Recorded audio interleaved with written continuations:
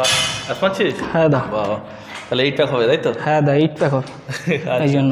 তুই আমাকে এটা বল যে এই এক্সারসাইজটা হ্যাঁ অ্যাপসের জন্য করা হচ্ছে তাই তো? তো অ্যাপস তো হচ্ছে তাই তো? তো অ্যাপস হওয়ার জন্য আর কি কি প্রয়োজন? শুধু এই এক্সারসাইজ বা অ্যাপসের জন্য সাইকেলিং প্রয়োজন, রান করার প্রয়োজন, মানে ওভারঅল তুই কার্ডিও ওভারঅল হ্যাঁ কার্ডিওর কথা, কার্ডিও করলে অ্যাপস কম। নাম কি বলে দেন? তৌশিক আহমেদ। তৌশিফ। তৌশিফ, তুই এখানে কদিন এক্সারসাইজ করছিস? এই মাস 2 মতো হচ্ছে। মাস 2 করছিস।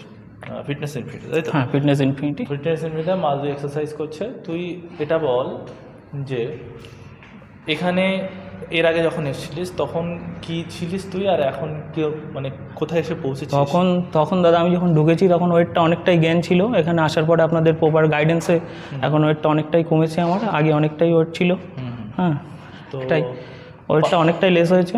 আর মোটামুটি থেকে পার ডে যেগুলো বলছি মানে তুই গাইডেন্স একদম প্রপার গাইডেন্স দেওয়া হচ্ছে আপনাদের তরফ থেকে।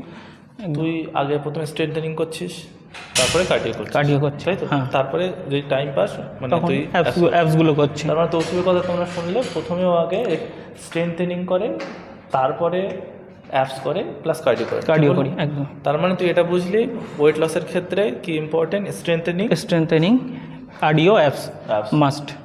তিনটেই দরকার মার্সেলকে রিকভারি করার জন্য তাই তো? আচ্ছা, যারা নতুন, যারা এলাকার মধ্যে টাকি, হাসনাবাদ, কাছাকাছি হাসনাবাদ, নদী ওপার, কালীবাড়ি যাদের বাড়ি, তাদের জন্য তোর কোনো SMS বা কোনো ইনফরমেশান দিতে চাস, বলতে চাস?